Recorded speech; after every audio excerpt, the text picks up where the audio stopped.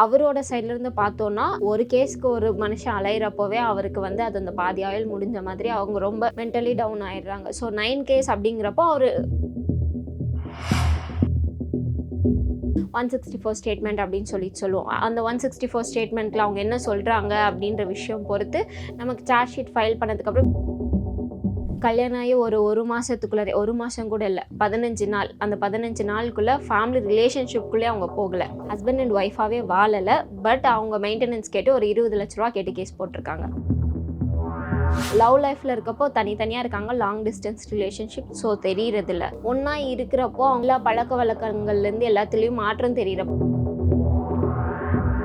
அதாவது மியூச்சுவல் டிவோர்ஸுமே போடலாம். Mutual divorce போட்டோம்னா நமக்கு அதுதான் கிரேஸ் டைமோட சேர்ந்து 6 மந்த் ஃபஸ்ட்டு பெட்டிஷன் போடுவோம். அதுக்கப்புறம் கேஸ் முடிகிறப்போ ஒரு டைம் வரும். பட் கான்ஜுகல் ரைட்ஸ் மோஸ்ட்லி பெண்கள் எல்லாருமே கேட்குறது என்னென்னா கான்ஜுகல் ரைட்ஸ் கேட்பாங்க. அதுக்கப்புறம் மெயின்டெனன்ஸும் டிவிசியும் போடுவாங்க, டொமஸ்டிக் வயலன்ஸும் போடுவாங்க. ஓகேங்களா? அப்போ தான் என்னென்னா அதாவது ஒய்ஃப் வந்து சர்ஜன் டாக்டர், ஹஸ்பண்ட் வந்து பிஸ்னஸ் பண்ணிட்டு இருந்தார், லாஸ் ஆகிடுச்சு. அவங்க 2 பேருமே ஆல்மோஸ்ட் 45 இயர்ஸ் ஒன்றா இருந்துட்டு இப்போ 63 ஏஜில் வந்து டிவோர்ஸ்க்கு வந்து நின்றுருந்தாங்க. ஸோ அவங்களுக்கு என்னென்னா குழந்தை ஐவி மூலியமாக தான் குழந்தையும் பிறந்திருக்கு. அது அம்மா கஸ்டடியில் தான் இருக்குது. ஹஸ்பண்டுக்கு சோர்ஸ் இல்லை அப்படிங்கிறனால மந்த்லி 20,000 ஒய்ஃபை கொடுக்க சொல்லி கோர்ட் ஆர்டர் போட்டிருக்கு. ஆண்களுக்கு பாதுகாப்பு அளிக்கிற மாதிரி அப்படின்னா ப்ரொட்டஸ்ட் பெட்டிஷன் சொல்லிட்டு இப்போ ஒன்று இருக்குது சார். அதாவது என்னென்னா இன்டென்ஷனலி கோர்ட்டை சீட் பண்ணுறாங்கன்னு சொல்லி நம்ம ப்ரூவ் பண்ணிட்டோம்னா போடலாம். அப்படி இல்லை ஃபால்ஸ் அஃபிடவிட்னு சொல்லுவோம். இப்போது அவங்களுடைய மனைவி வந்து இவருடைய பேரில் தவறான 13+2ன்னு சொல்லுவோம், மியூச்சுவல் டிவோர்ஸ் அப்படின்னு சொல்லுவோம். அந்த மியூச்சுவல் டிவோர்ஸ் போயிட்டாங்கன்னா 2 பேருக்குமே டைம் டியூரேஷன் ரொம்ப கம்மியாக எடுக்கும். பட் யாருமே யார் சைட்லேருந்துமே ஆண்களாக இருக்கட்டும் பெண்களாக இருக்கட்டும் வேறு எந்த ரெமிடியுமே தேட முடியாது.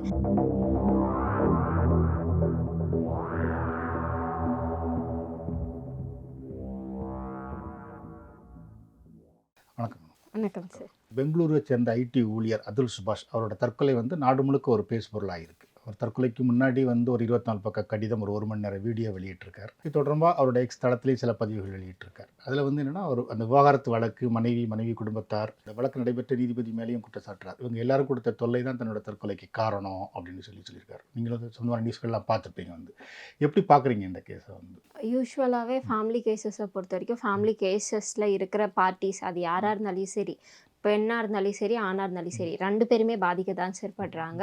அதில் என்னென்னா அவங்க பாதிக்கப்படுறதும் அந்த விஷயத்தை விட அந்த என்விரான்மெண்ட் அப்படின்னு ஒரு விஷயம் சொல்லுவோம். அந்த என்விரான்மெண்ட்லாம் அவங்களுடைய மென்டலி அவங்க டோட்டலாகவே டிப்ரெஸ்ட் ஆகிடுறாங்க. மோஸ்ட்லி வந்துட்டு போகிறச்ச அது அந்த கோர்ட் ஹியரிங் அந்த டைமில் என்ன ஆகுதுன்னா அவங்க ரொம்ப மென்டலி டிஸ்டர்ப்ட் ஆகி அவங்க ரொம்ப லோ ஸ்டேஜ்க்கு வந்துடுறாங்க. ஸோ எப்படியாவது எனக்கு இந்த கேஸ் முடிஞ்சால் போதுன்னு ஒரு சிலர் இருக்காங்க. ஈவன் தோ நம்ம சுபாஷோட கேஸ்லையுமே நம்ம பார்த்தோன்னா அவர் எனக்கு ஒரு கேஸ் முடிஞ்சால் இன்னொரு கேஸ் போட்டு இழுக்கடிச்சிட்டே தான் இருக்காங்க. எனக்கு எந்த கேஸ்லையும் ரெமெடி கிடைக்க மாட்டேங்குது, நான் சம்பாதிக்கிறதெல்லாம் எனக்கு இப்படியே போகுது அப்படிங்கிறது. 9 கேஸ் அவர் மேலே போட்டுருக்காங்க.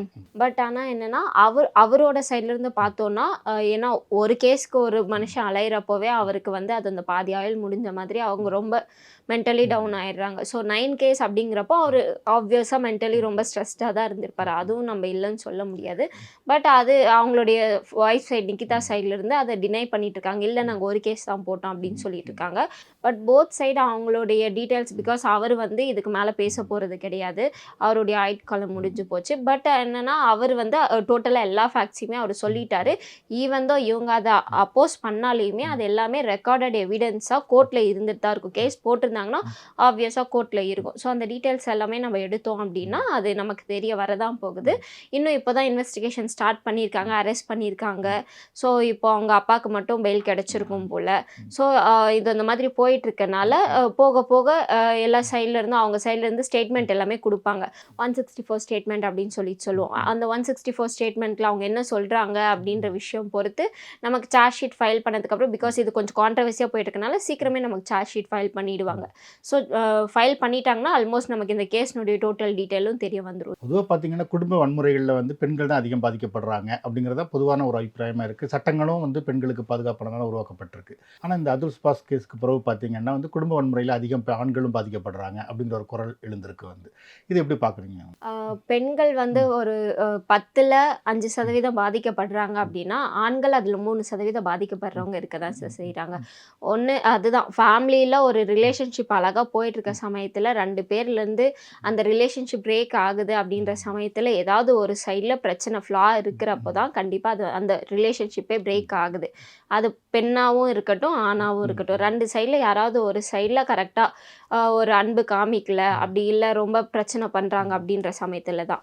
ஸோ ஆண்களும் பாதிக்கப்படுறாங்க, பெண்களும் பாதிக்கப்படுறாங்க. பட் பெண்களுக்கு ஏன் சட்டம் எல்லாமே அவங்களுக்கு ஃபேவராக இருக்குது அப்படின்னா, அவங்க வல்னரபிள் குரூப் அப்படின்னு சொல்லிட்டு தான் ஃபர்ஸ்ட்லேருந்தே சொல்லிட்டு இருக்கோம். அதாவது ஃபஸ்ட்டு அடுப்பூதும் பெண்களுக்கு படிப்பு எதற்கு அப்படின்னு சொன்ன காலம் போய், ஸோ இப்போ கொஞ்சம் கொஞ்சமாக வெளியே வந்துட்டு இருக்காங்க அப்படிங்கிறப்போ, அவங்க எல்லாமே வல்னரபிள் குரூப்ஸ் அந்த மாதிரி இருக்கிறனால இன்னும் கொஞ்சம் வெளியே வரணும், அவங்க ரொம்ப ஷைன் ஆகணும் அப்படின்ற ஒரே ஒரு ரீசனுக்காக தான் இந்த மாதிரியான விஷயம் எல்லாமே நடந்துட்டுருக்கு. நம்ம சட்டமும் அதுக்காக தான் இயற்றுனாங்க. இப்போது ஆல்மோஸ்ட் ஒரு 100%ல் ஒரு 25% கிட்ட எல்லாருமே இப்போ வெளியே வர ஆரம்பிச்சிட்டாங்க. ஸோ இன்னும் கொஞ்சம் காலம் போக போக மேபி சட்டம் மாறுறதுக்கும் வாய்ப்புகள் இருக்குன்னு நம்ம நம்புகிறோம். நீங்க சொன்ன மாதிரி பார்த்தீங்கன்னா, ஆரம்ப காலத்துல பெண்கள் அதிகம் பாதிக்கப்பட்டாங்க. அதனால சட்டங்கள் அவங்களுக்கு பாதுகாப்பா உருவாக்கப்பட்டது வந்து. ஆனா இப்ப பின்னாடி வர வர பார்த்தீங்கன்னா, அந்த சட்டங்கள வந்து பெண்கள் தவறா பயன்படுத்துறாங்க. ஸோ அதிக ஜீவனாம்சத்துக்காக வந்து பொய் கேஸ்கள் போடுறது. இப்போ இந்த அதுல்ஸ் பாஸ் கேஸ்லயே கேட்டிங்கன்னா, இது ஒரு 40,000 ஏதோ கொடுக்க சொல்லியிருக்காங்க. இவங்க ஏதோ 3 கோடி ரூபா டிமாண்ட் பண்ணியிருக்காங்க ஆமா. போல இருக்கு. ஸோ இது எப்படி பார்க்குறீங்க வந்து? அந்த பெண்கள் இந்த சட்டங்கள தவறா பயன்படுத்துறாங்களா வந்து? ஆக்சுவலாக இது நல்ல கேள்வி. பட் பெண்கள் என்னன்னா, இப்போவுமே பாதிக்கப்படுற நம்மளுடைய சென்சஸில் பார்த்தீங்கன்னா, ஆணை நம்ம காப்பாற்றுன கேஸுமே இருக்குது, பெண்ணை நம்ம காப்பாற்றுன கேஸுமே இருக்குது. மோஸ்ட்லி என்கிட்ட வரதில் பெண்கள் நிறைய பேர் பாதிக்கப்பட்டு இப்போவும் வரவங்க இருக்காங்க, ஆண்களும் பாதிக்கப்படுறாங்க. சப்போஸ் ஆண் கரெக்டாக இருந்தால் பெண் அந்த இடத்துல தப்பு பண்ண தான் செய்கிறாங்க. அந்த மாதிரி கல்யாணம் ஆகி ஒரு மாதத்துக்குள்ளே, 1 மாதம் கூட இல்லை, 15 நாள், அந்த 15 நாளுக்குள்ளே ஃபேமிலி ரிலேஷன்ஷிப்குள்ளே அவங்க போகலை. அதாவது அவங்க வந்து ஹஸ்பண்ட் அண்ட் ஒய்ஃபாகவே வாழலை, பட் அவங்க மெயின்டெனன்ஸ் கேட்டு ஒரு 20 லட்ச ரூபா கேட்டு கேஸ் போட்டிருக்காங்க. ஓகேங்களா? ஸோ இந்த மாதிரியான கேஸில் அவரை காப்பாற்றி விட்ட மாற்றம் நம்மக்கிட்ட இருக்குது. அதே பெண்ணை பார்த்தோம் அப்படின்னா, ஃபேமிலி ரிலேஷன்ஷிப்குள்ளே போயிட்டாங்க, குழந்தை பிறந்துருச்சு, குழந்தை இப்போ ஸ்கூல் சேர்த்திட்டாங்க, இவ்வளோக்கும் மெயின்டெனன்ஸில் பையன் வந்து நல்லா சம்பாதிக்கிறாரு, 3 வீடு இருக்குது, அவங்க அப்பா அம்மா பேரில் மாற்றிட்டார் கேஸ் போடுறதுக்கு முன்னாடி. 3 வீடு இருக்குது, அது போக அவருக்கு வந்து மாதம் 40,000 சம்பாதிக்கிறாரு, வெறும் 12,000 தான் குழந்தைக்கும் அவங்க ஒய்ஃபுக்குமே சேர்ந்து மெயின்டெனன்ஸ் ஆர்டர் ஆயிருக்கு. அந்த 12,000 இப்போ வரைக்கும் கம்ப்ளை பண்ணாமல் அது பேரில் நம்ம கண்டெம்ட் போயிருக்கோம் இப்போ. ஸோ அவருக்கு இன்னஃப் சோர்ஸ் இருக்குது. அவர் நினச்சாருன்னா 12,000 ஒரு அமௌண்ட்டே கிடையாது, ரெண்டலை வாங்கி கூட அவர் கொடுத்துட்டு போயிடலாம். பட் அந்த ஈகோ அப்படிங்கிற ஒரு விஷயம், என்னதான் ஒய்ஃப் இல்லைனாலையும் அந்த குழந்தை அப்படிங்கிறது வந்து அவரோட குழந்தை தான், அவர் படிக்க வைக்க கடமைப்பட்டவர் தான். ஸோ அந்த குழந்தைக்கு அமௌண்ட் கொடுக்கல, கோர்ட் ஆர்டர் போட்டுட்டு இப்போ நம்ம கண்டெம்ட் நோட்டீஸ் அனுப்பிச்சிட்டோம். கண்டெம்ட் நோட்டீஸ் அனுப்பிச்சதுக்கப்புறம் அவர் என்ன பண்ணுறாருன்னா, வெறும் 101 ரூபா அனுப்பிச்சிட்டு என் குழந்தை படிப்பு செலவுக்கு அனுப்பிச்சிட்டேன் அப்படின்னு சொல்லிட்டு கீழே ஜிபேல நோட்ஸ் போடுறாரு. ஸோ இந்த மாதிரி எல்லாமே இருக்குது. ஸோ ஆண்கள் சைடும் தப்பு இருக்குது, பெண்கள் சைடும் தப்பு இருக்குது சார், 2 பேருமே. பட் பாதிக்கப்படுறது போத் சைடில், கொஞ்சம் ஆண்கள் சைடும் இப்போது இன்க்ரீஸ் ஆக ஆரம்பிச்சிருக்கு. இதை ஒட்டி வந்து ஏகம் அறக்கட்டளைன்னு சொல்லி ஒரு அறக்கட்டளை வந்து அறிக்கை ஒன்று வெளியிட்டிருக்காங்க. ஓகே. அதில் என்ன சொல்கிறாங்கன்னா வந்து, அவங்க ஒரு 517 தற்கொலை கேஸுகளை எடுத்ததில் 235 வந்து ஆண்கள் மன உளைச்சலால் இறந்துருக்காங்க அப்படின்னு சொல்கிறாங்க வந்து. அதே மாதிரி அந்த தேசிய குற்ற ஆவண காப்பகத்தோட தரவுகள் இருக்குல்ல, அதன் அடிப்படையில் 2022 தரவுகளை பார்க்கும்போது பெண்களை விட ஆண்கள் அதிகமாக தற்கொலை பண்ணியிருக்காங்க அப்படின்னு ஒரு விவரமும் சொல்கிறாங்க வந்து. ஸோ நீங்கள் கோர்ட்டில் தொடர்ந்து பார்த்துக்கிட்டு இருப்பீங்க வந்து, என்ன விதமான விஷயத்துக்காக அதிகமாக விவகாரத்துக்கு வராங்க, அந்த விவகாரத்து வழக்குக்கு பிறகு என்ன நடக்குது வந்து? விவாகரத்து அப்படிங்கிறது மேஜராக வரதே சந்தேகத்தினால அதிகமாக வருது சார். அதாவது எனக்கு ட்ரஸ்ட் அங்கே பிரேக் ஆகுது, என் ஒய்ஃப் பேரில் இல்லை என் ஹஸ்பண்ட் பேரில் அவங்களுடைய நடத்தையில் நான் சந்தேகப்படுறேன் அப்படிங்கிற விஷயம் 90% அதனால் வருது.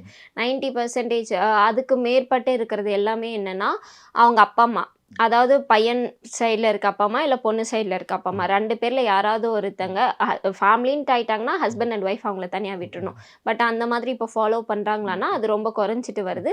என் அப்பா அம்மா சொல்கிறத நான் கேட்குறேன், உங்கள் அப்பா அம்மா சொல்கிறத நீங்கள் கேளுங்க. ஏன்னா நான் சின்ன வயசுலேருந்து ஒரு 25-30 வயசு வரைக்கும் நான் அவங்களுடைய பேச்சை கேட்டு தான் வளர்ந்துருக்கேன். ஸோ அவங்க எனக்கு நல்லது தான் சொல்லுவாங்கன்னு சொல்லிட்டு அடுத்த தேர்ட் பார்ட்டி மேரேஜ் லைஃப் அப்படிங்கிறது வரப்போ பேரண்ட்ஸ் பொறுத்த வரைக்கும் தேர்ட் பார்ட்டி தான். அவங்களுடைய ஹிண்ட்ரன்ஸை உள்ளார கொண்டு வரப்போ அந்த ரிலேஷன்ஷிப் பிரேக் ஆகுது. அதையும் நம்ம பார்க்குறோம். வந்து லவ் மேரேஜாக இருந்தாலுமே அவங்க எல்லாமே தெரிஞ்சு லவ் பண்ணி ஒரு பல வருஷம் ரிலேஷன்ஷிப்பில் இருந்து மேரேஜ் பண்ணி 3 நாளில் டிவோர்ஸ் வந்த கேஸ் எல்லாம் பார்த்துருக்கோம். ஏன்னா அவங்க லவ் லைஃப்பில் இருக்கப்போ தனித்தனியாக இருக்காங்க, லாங் டிஸ்டன்ஸ் ரிலேஷன்ஷிப். ஸோ தெரியறதில்ல.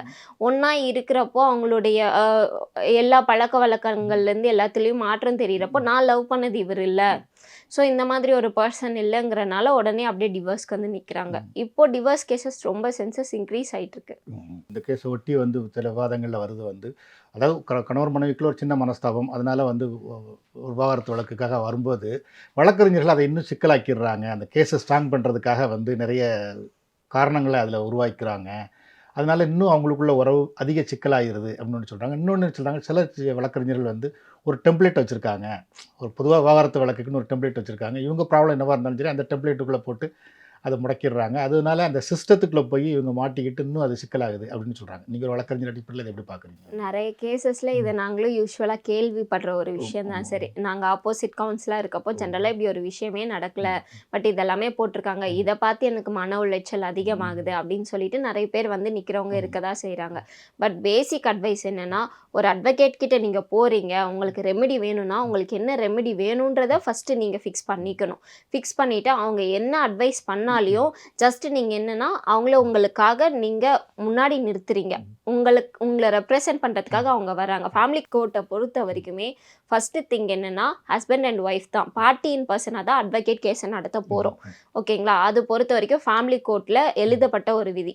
அதாவது ஹஸ்பண்ட் அண்ட் ஒய்ஃப் அவங்களுடைய பர்சனல் ப்ராப்ளம், அட்வொகேட்ஸ் ஜஸ்ட் என்னென்னா இந்த லீகல் டேர்ம்ஸ் எல்லாம் சொல்கிறதுக்கு நாங்கள் அவங்களுக்கு ரெப்ரசன்ட் பண்ணுற ஒரு கைடன்ஸ் கொடுக்குறோம், அவ்வளோதானே தவிர உங்களுக்குள்ளே என்ன நடந்ததுன்னு உங்களுக்கு தான் தெரியும், உங்களுக்கு என்ன தீர்வு வேணுன்றதும் உங்களுக்கு தான் தெரியும். அப்படி நிஜமாலுமே உங்களை மெயின்டைன் பண்ணிக்கிறதுக்கு அங்கே சோர்ஸ் கிடையாது, உங்களால் மெயின்டைன் பண்ணிக்க முடியாது, இல்லை நான் சம்பாதிக்கல, இல்லை எனக்கு உடம்பு சரியில்லை, இல்லை நிஜமாலுமே அவர் எனக்கு க்ரூயாலிட்டி பண்ணார், மென்டல் க்ரூயாலிட்டி நாங்கள் அனுபவித்தேன், இல்லை ஃபிசிக்கல் க்ரூயாலிட்டி அனுபவித்தேன், எனக்கு அதுக்கு எவிடன்ஸ் இருக்குது அப்படிங்கிறப்போ உங்களுக்கு என்ன தீர்வு வேணுங்கிறது உங்களுக்கு தெரியும். அப்படி இல்லை அந்த அட்வொகேட்ஸ் உங்களை பிரைன் வாஷ் பண்ணுறாங்க, இல்லை அவங்க சொல்கிறதே எனக்கு சரிப்படலை அப்படின்னா நீங்கள் அந்த விஷயத்துலேருந்து தாராளமாக ஒரு ஃபேமிலி ரிலேஷன்ஷிப்குள்ளேருந்து வர முடிகிறவங்க அந்த அட்வொகேட் கிட்ட இருந்துட்டு வேறு அட்வொகேட் கிட்ட போக முடியாதா? சிம்பிளான விஷயம்.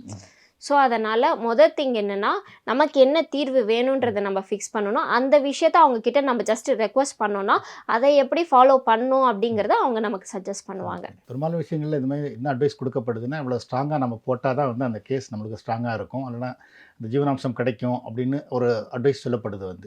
ஸோ அப்படி தான் இருக்கா வந்து இல்லை எங்களுக்குள்ள பெரிய பிரச்சனை இல்லை, நாங்கள் பிரிஞ்சுக்க விரும்புகிறோம் அப்படின்னு சொன்னால் அந்த கேஸ் சீக்கிரம் முடியாதா? அதுதான் சார், பிரிஞ்சுக்க விரும்புகிறோம் அப்படிங்கிறப்போ நம்ம என்னென்னா டிவோர்ஸ் போடுவோம். ஓகேங்களா? அதாவது மியூச்சுவல் டிவோர்ஸுமே போடலாம். மியூச்சுவல் டிவோர்ஸ் போட்டோம்னா நமக்கு அதுதான் கிரேஸ் டைமோட சேர்ந்து 6 மந்த் ஃபஸ்ட்டு பெட்டிஷன் போடுவோம், அதுக்கப்புறம் கேஸ் முடிகிறப்போ ஒரு டைம் வருவோம். இது வந்து மியூச்சுவல் டிவோர்ஸில் யூஸ்வலாக நடக்கிறது. மோஸ்ட்லி பெண்கள் எல்லாருமே கேட்குறது என்னென்னா கான்ஜுகல் ரைட்ஸ் கேட்பாங்க. கான்ஜுகல் ரைட்ஸ் கேட்டுட்டு அதுக்கப்புறம் மெயின்டெனன்ஸும் டிவிசியும் போடுவாங்க, டொமஸ்டிக் வயலன்ஸும் போடுவாங்க. ஓகேங்களா? அப்போ தான் என்னென்னா நமக்கு மெயின்டெனன்ஸ் கிடைக்கும். அதாவது நம்ம டிவோர்ஸ் கேட்டுட்டோன்னா மெயின்டெனன்ஸ் வாங்க முடியாது ஹஸ்பண்ட் சைட்லேருந்து. அதனால் எல்லாருமே கான்ஜுகல் ரைட்ஸ் போடுவாங்க. அதாவது எனக்கு வந்து என்னுடைய ஹஸ்பண்ட் கூட சேர்ந்து வாழ விருப்பம் தான், பட் அவர் இந்த மாதிரியெல்லாம் க்ரூயாலிட்டி பண்ணுறாரு அப்படின்னு சொல்லிட்டு அவங்கள நம்ம டைரக்ட் பண்ண சொல்லி தான் கோர்ட்டை கேட்போம். ஓகேங்களா? ஸோ நமக்கு இப்போது ரிலீஃப் தான் பொண்ணுக்கு வேணும் அப்படின்னு முடிவு பண்ணிட்டாங்கன்னா அவங்க டேரெக்டாக டிவோர்ஸ் கேட்டு மியூச்சுவல், அதாவது பொண்ணு டிவோர்ஸ் கேட்குறப்போ பையன் சைட்லேருந்து இழுக்கடிக்கிற நிறைய கேஸுமே இருக்குது. நீ என்ன க்ரூயாலிட்டி பண்ணலை, நீ வந்து எனக்கு நான் கேட்குறத நீ ஒத்து போகலை, அதனால் நீ கொஞ்ச நாள் அலைஞ்சிட்டு அப்புறம் டிவோர்ஸ் வாங்கிக்கோ அப்படின்னு சொல்கிற ஹஸ்பண்டுமே நம்ம அதிகமாக பார்க்குறோம். பொண்ணு மியூச்சுவலுக்கு வரப்போ பையன் மியூச்சுவலுக்கு வரதில்லை. மோஸ்ட்லி இது ரெண்டும் சேர்ந்து வரப்போ ஈஸியாக முடிஞ்சிடும் சார். ஸோ ரெண்டும் சேர்ந்து வரப்போ மெயின்டெனன்ஸோ டிவிசியோ வரப்போகிறது கிடையாது. ஸோ கான்ஜுகல் ரைட்ஸ்னு ஒரு விஷயம் வரப்போ தான் எம்சியோ டிவிசியோ வரும். இப்போ அப்துல் சுபாஷ் கேஸ்லேயே வந்து கிட்டத்தட்ட ஒரு 2 வருஷத்தில் 120 திருப்பு கோர்ட்டுக்கு அலைய வேண்டியிருந்ததுங்கிறது, அதுவும் பெங்களூர்லேருந்து அங்கே போக வேண்டியது இருந்ததுங்கிறார் வந்து. இது ஏன் இது வந்து நிறைய இவ்வளோ அலைய வேண்டியது இருக்குது அப்படின்னு? ஃபேமிலி கேசஸை பொறுத்த வரைக்கும் நான் முன்னாடி சொன்ன மாதிரி தான் ஹஸ்பண்ட் ஒய்ஃப் 2 பேரில் யார் எந்த ரெசிடிங்கில் இருக்காங்களோ, இப்போ ஒய்ஃப் கேஸ் போடுறாங்க அப்படின்னா அவங்களுடைய ஆதார் அட்ரஸ் எங்கே இருக்கோ அந்த அட்ரஸில் தான் அவங்க போட முடியும். அவங்க எங்கே வாழ்கிறாங்களோ அந்த இடத்துல தான் போட முடியும். அதே ஹஸ்பண்ட் எங்கே வாழ்கிறாரோ, ஃபஸ்ட்டு அவர் கேஸ் போட்டார்னா அவர் எங்கே வாழ்கிறாரோ அவருடைய ஆதார் எங்கே இருக்கோ அந்த இடத்துல தான் கேஸ் போட முடியும்.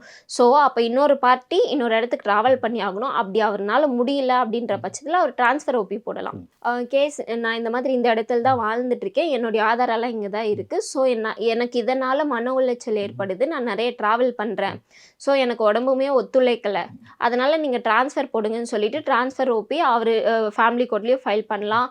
அப்படி இல்லைன்னா ஹைகோர்ட்டில் தாராளமாக ஃபைல் பண்ணலாம். ஃபைல் பண்ணி நிறைய கேசஸ்க்கு ட்ரான்ஸ்ஃபர் கிடைச்ச கேசஸ்மே இருக்குது. முதல்ல சொன்ன மாதிரி தான் வந்து அந்த அப்துல் சுபாஷ் கடிதத்தில் இன்னொன்று சொல்கிறாரு வந்து ஆண்கள் மீது சட்டப்பூர்வ படுகொலை நடக்குது அப்படிங்கிற மாதிரி அவர் சொல்கிறாரு. ஓகே, இதை ஏற்றுக்க முடியுமான்னு?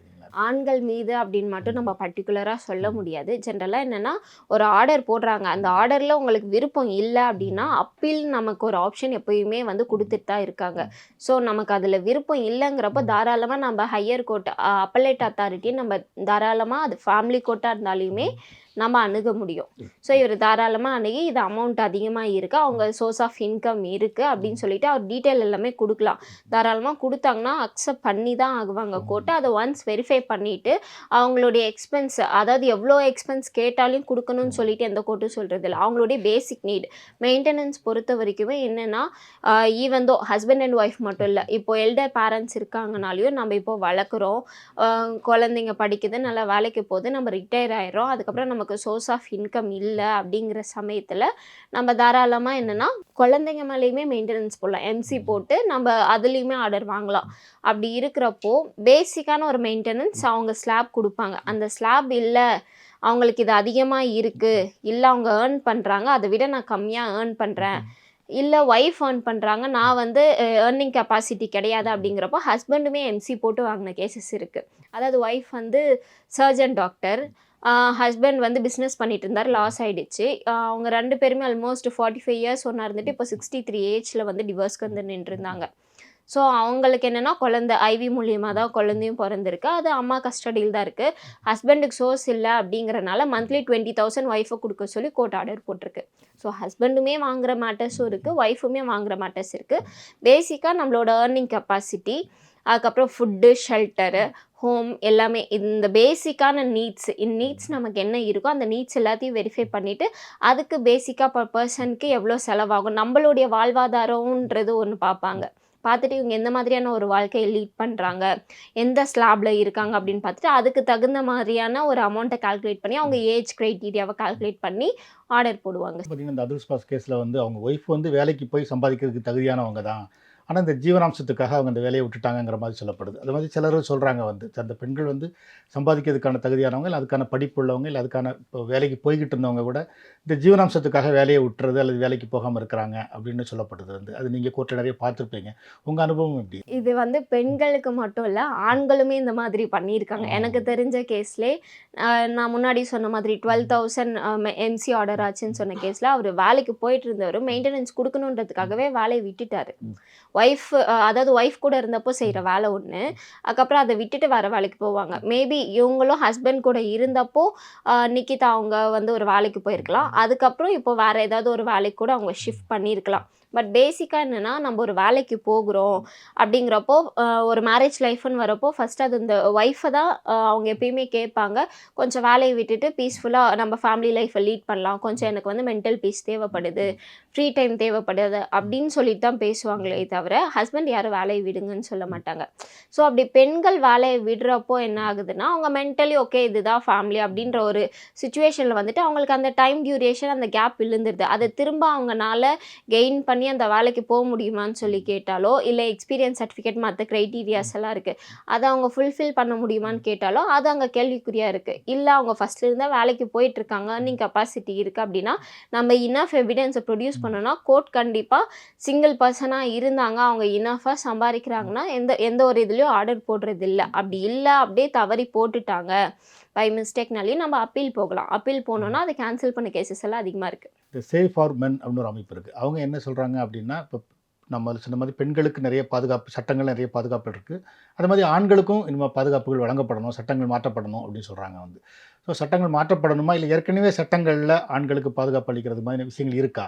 ஆண்களுக்கு பாதுகாப்பு அளிக்கிற மாதிரி அப்படின்னா ப்ரொட்டஸ்ட் பெட்டிஷன் சொல்லிட்டு இப்போ ஒன்று இருக்குது சார். அதாவது என்னென்னா, இல்லை 482 ஆஃப் குவாஷ் இருக்கட்டும், நமக்கு ஃபால்ஸ் எஃப்ஐஆர் போட்டுடுறாங்க அப்படிங்கிறப்போ அந்த ஃபேக் எஃப்ஐஆரை வந்து நம்ம குவாஷ் பண்ணலாம் ஆட்டோமேட்டிக்காக ஹைகோர்ட்டில் எடுத்துகிட்டு வந்து இது அந்த மாதிரி நமக்கு இனஃப் எவிடன்ஸ் இருந்ததுன்னா நம்ம ப்ரொடியூஸ் பண்ணி இந்த மாதிரி ஃபேக்காக எஃப்ஐஆர் போட்டிருக்காங்க, இன்டென்ஷனலி கோர்ட்டை சீட் பண்ணுறாங்கன்னு சொல்லி நம்ம ப்ரூவ் பண்ணிட்டோம்னா போடலாம். அப்படி இல்லை நம்ம ஃபால்ஸ் அஃபிடவிட்னு சொல்லுவோம். இப்போது அவங்களுடைய மனைவி வந்து இவருடைய பேரில் தவறான செயல்பாடுகள் நிறைய இருக்கிற மாதிரி காமிச்சிருக்காங்க, தவறான செயல்பாடுகளை குறிப்பிட்டிருக்காங்க அப்படின்னு சொல்கிறாங்க. ஸோ அந்த மாதிரி விஷயம் எதுவும் இல்லைன்னு சொல்லிட்டு அவர் அப்போஸ் பண்ணி அதன் பேரில் அவர் கேஸ் போட்டார் அப்படின்னா ஆட்டோமேட்டிக்காக அவங்களுக்கு வந்து 7 இயர்ஸ் வரைக்கும் ஜெயில் கிடைக்கிறதுக்குமே, இம்ப்ரிசன்மெண்ட் கிடைக்கிறதுக்குமே வாய்ப்பு இருக்குது.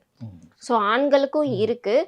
பட் நிறைய இருக்கான்னு கேட்டால் பெண்களுக்கு இருக்க அளவுக்கு வைடராக இருக்கான்னு கேட்டால் அந்த அளவுக்கு இல்லை. பட் ஆண்களுக்கும் இருக்குது. ரேஷியோவை பார்த்தோம் அப்படின்னா பெண்கள் ஆண்கள் இருவருமே எங்கே பாதிக்கப்படுறாங்களோ அவங்களுக்கான ரெமிடிஸ் கண்டிப்பாக கிடைக்கணும் சார்.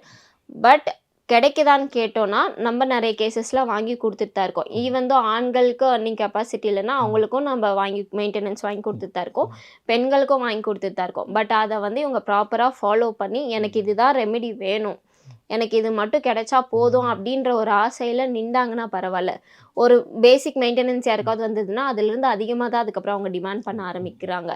இல்லை ஆண்கள் வந்து ஒரு 10,000ங்கிறது ஒரு குழந்தையோட சேர்த்து இந்த காலத்தில் எதுவுமே பண்ண முடியாது. அது தெரிஞ்சுமே அந்த ஒரு ஆர்டரை கம்ப்ளை பண்ணல அப்படிங்கிறப்போ அவர் 40,000 சம்பாதிக்கிறாரு, ஒரு 3 வீடு வாடகை வருதுங்கிறப்போ அவர் ஈஸியாக அவருடைய குழந்தைக்கு கொடுத்துட்டு போகலாம். ஸோ இந்த மாதிரி ஆண்கள் சைட்லேயும் தப்பு இருக்குது, பெண்கள் சைட்லேயும் அதிக தப்பு இருக்குது. ஸோ இந்த 2 பேரும் ஒத்துழைச்சி வாழ்ந்தாங்கன்னா டிவோர்ஸ் கேசஸே ஃபஸ்ட்டு ரேஷியோ குறையும். ஸோ அப்படி இல்லை அப்படிங்கிறப்போ 2 பேருமே ஆர்டர்ஸை கம்ப்ளை பண்ணாலே மோர் ஓவர் இது வந்து கொஞ்சம் மியூச்சுவலாக போகும் சார். ஓகே. பொதுவாக இந்த மாதிரி விவாகரத்துக்காக நீதிமன்றத்துக்கு இல்லை வழக்குக்கு வர்றவங்களுக்கு வந்து நீங்கள் சொல்கிற அட்வைஸ் என்ன? பேசிக்காக என்னென்னா சார், விவாகரத்து வேணும் அப்படின்னு முடிவு பண்ணிட்டா நம்ம விவாகரத்து டைரெக்டாக அப்ளை பண்ணிட்டு போயிடலாம். விவாகரத்துலேயே என்னென்னா 13+2ன்னு சொல்லுவோம், மியூச்சுவல் டிவோர்ஸ் அப்படின்னு சொல்லுவோம். அந்த மியூச்சுவல் டிவோர்ஸ் போயிட்டாங்கன்னா 2 பேருக்குமே டைம் டியூரேஷன் ரொம்ப கம்மியாக எடுக்கும். பட் யாருமே யார் சைட்லேருந்துமே ஆண்களாக இருக்கட்டும் பெண்களாக இருக்கட்டும் வேறு எந்த ரெமிடியுமே தேட முடியாது.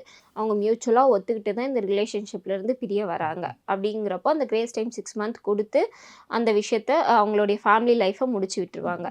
ஸோ கஸ்டடி வேணும் அப்படின்னாலையும் அதிலே அந்த கண்டிஷன் போட்டுறணும். என்னுடைய குழந்தைய நான் வீக்லி இத்தனை டைம்ஸ் பார்க்கணும், இல்லை என்னுடைய குழந்தைய நான் வீக்லி 2 டைம்ஸ் கூட்டிகிட்டு போகணும், இல்லை என்னுடைய குழந்தையோடைய எக்ஸ்பென்ஸ் எல்லாமே நான் தான் பார்த்துக்கணும். இந்த மாதிரி என்ன வேணாலும் அவங்க சைட்லேருந்து டிமாண்ட் பண்ணலாம். அப்படி இல்லை கஸ்டடியை பொறுத்த வரைக்கும் கஸ்டடி நமக்கு எப்படி வேணாலும் மாறும். ஓகேங்களா? யார்கிட்ட ஏர்னிங் கெப்பாசிட்டி அதிகமாக இருக்குது, குழந்தைய வளர்க்குறதுக்கு யாருக்கு நிறைய உரிமை இருக்குன்னு பார்ப்பாங்க. பெண்களுக்கு மட்டும் எடுத்தோடனே கஸ்டடி பிளாங்காக கொடுத்துருவாங்களா அப்படின்னு சொல்லி கேட்டால் அது சந்தேகக்குறி தான். ஏன்னா குழந்தை யார் கூட இருந்தால் சொஃபஸ்டிகேட்டடாக இருக்கும், கொஞ்சம் நல்லா பார்த்துப்பாங்க, அவங்களுக்கு நல்ல எஜுகேஷன், ஃபுட்டு, ஷெல்டர் எல்லாமே கிடைக்குன்றதை பார்ப்பாங்க. பார்த்துட்டு அந்த குழந்தை பெண் குழந்தையாக இருக்கா அப்படின்னா ஃபஸ்ட்டு குழந்தையோடைய விருப்பத்தையும் கேட்பாங்க. நீ அப்பா கிட்ட போறியா அம்மா கிட்ட போறியான்னு சொல்லிட்டு. ஸோ குழந்தையோடைய விருப்பமே அங்கே மேஜராக எதிர்பார்க்கப்படும். இது வந்து கஸ்டடியில் இருக்க ஒரு விஷயம். அப்படி இல்லை நம்ம கான்ஜுகல் ரைட்ஸ் அப்படிங்கிற விஷயம் என்னென்னா, இல்லை நான் இந்த வாழ்க்கையை தொடரணும், ஆனால் எனக்கு என்னென்னா மெயின்டெனன்ஸும் டிவோர்ஸும் வேணும், டிவிசியும் வேணும், டொமஸ்டிக் வயலன்ஸ் பண்ணுறாங்க, ஸோ எனக்கு அதுலேருந்து ரைட்ஸ் வேணும் அப்படின்னு சொல்லி கேட்குறது கான்ஜுகல் ரைட்ஸ்.